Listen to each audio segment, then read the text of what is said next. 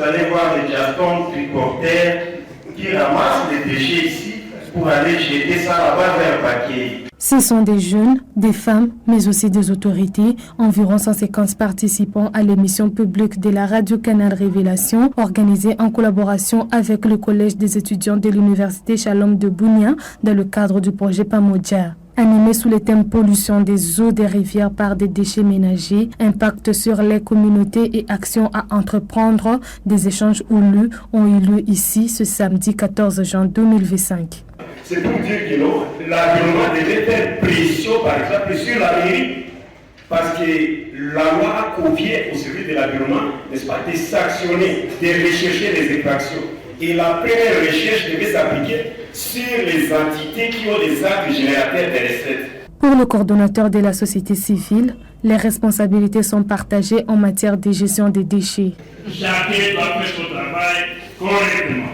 De dire cette fois-ci, si on n'a pas de poubelles publiques, les chefs de quartier qui nous donnent les poubelles publiques. Si toute la population du quartier allait chez le chef va aller chez les bourgmestres. Les bourgmestres vont monter auprès des maires. Maire va rapidement aller chez les gouverneurs et la solution sera trouvée. De son côté, le chef de bureau des ressources en eau à la division provinciale de l'environnement, Justin Wawika, déclare que chaque citoyen a droit à un environnement sain, à lui de proposer une solution palliative pour la gestion des déchets dans les ménages. Les eaux télésives, là, tout ça, des toilettes, on les a mis où? Moi, j'ai vu même les eaux de l'hôtel traverser la route, les urines, les eaux de douche.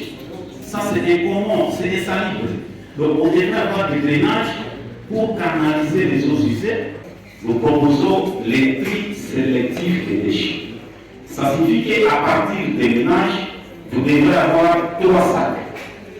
Il y a les sacs de 1000 francs, ça veut dire rien. Sac de 1000 francs. Un sac, vous pouvez mettre ça en couleur verte.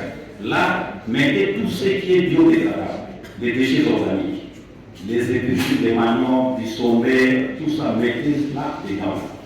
L'autre sac, mettez les matières plastiques, tout ce qui est plastique, vous les mettez dedans. Et l'autre sac, mettez tout ce qui est comme déchets dangereux. Pourquoi nous préconisons ça?